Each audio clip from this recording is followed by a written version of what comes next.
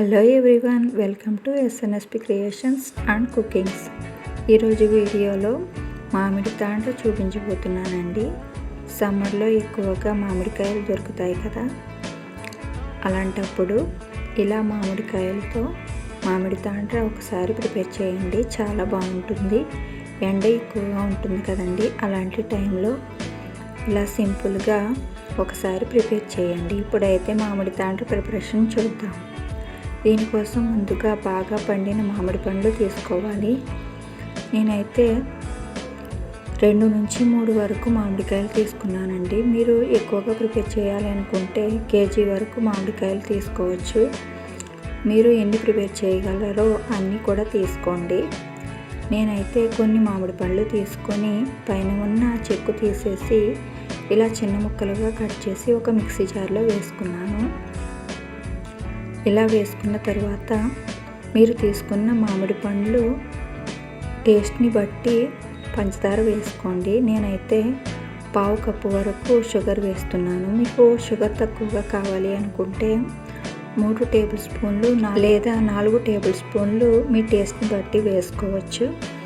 ఇలా వేసుకున్న తర్వాత ఈ మిశ్రమాన్ని 2-3 సార్లు బాగా ఆగుతూ మిక్సీ పట్టండి. చూసారా, ఈ విధంగా మామిడికాయ ముక్కలు లేకుండా ఇలా గుజ్జలాగా రావాలి. వాటర్ అస్సలు వేయకూడదు. ఇప్పుడు వెడల్పుగా మందంగా ఉన్న ఒక ప్లేట్కి నెయ్యి కానీ ఆయిల్ కానీ రాయండి. అప్లై చేసిన తర్వాత ఇప్పుడు దీని మీద 2 గరిటెల మామిడికాయ ప్యూరీని వేయండి. వేసి ఈ విధంగా ప్లేట్ అంతా కూడా అప్లై చేయండి. ఇదంతా కూడా బాగా పలుచగా చేతితో ఈ విధంగా వత్తండి, దలసరగా వత్తద్దు. ఇలా నేను 2 ప్లేట్లలో ఆయిల్ అప్లై చేసి ఈ విధంగా చేతితో లైట్గా ప్రెస్ చేస్తూ బాగా పలుచగా చేశాను. ఇప్పుడు దీన్ని బాగా ఎండలో పెట్టుకుని, ఇది బాగా చేయి పెట్టుకుంటే అంటుకోకూడదండి, అప్పుడే ఇది బాగా ఆరిపోయినట్లు. ఇలా ఆరిన తర్వాత పైన మళ్ళీ ఇంకొక లేయర్ వేసుకోవచ్చు. ఇలా 1 గరిటె నుంచి 2 గరిటెల వరకు మామిడికాయ ప్యూరీని వేసుకుని చేతితో బాగా పలుచగా అప్లై చేసి ఇలా ఎండలో పెట్టుకుని బాగా ఎండనివ్వాలి.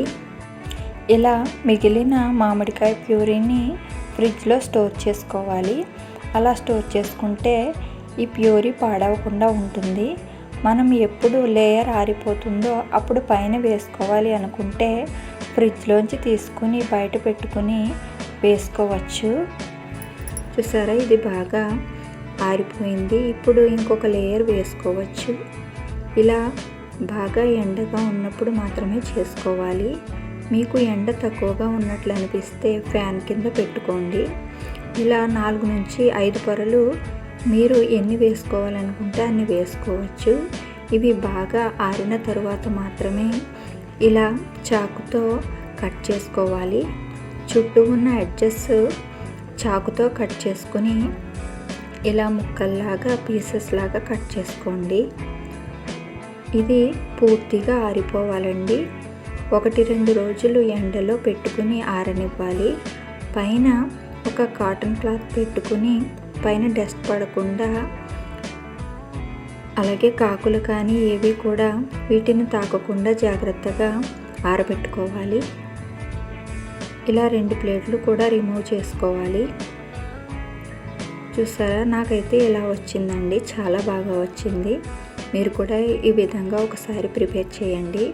నేను చెప్పిన విధంగా ఇలా మీరు కూడా ట్రై చేయండి. చూసారా, ఇది లేయర్స్ లాగా వస్తుంది. నేను 3 నుంచి 4 పొరల వరకు వేసానండి. చూసారా, ఈ విధంగా వస్తుంది. అంతేనండి, చాలా టేస్టీగా ఈజీగా మనమే ఇంట్లో ఇలా మామిడి తాండ్ర ప్రిపేర్ చేసుకోవచ్చు. బయట కొనే పని లేకుండా ఈజీగా ఇంట్లోనే ఇలా మామిడి తాండ్ర ప్రిపేర్ చేయండి. మీరు కూడా ఇలా ట్రై చేసి మీకు ఎలా వచ్చిందో కామెంట్ చేయండి.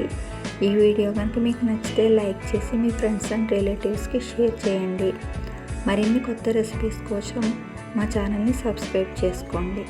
Thanks for watching.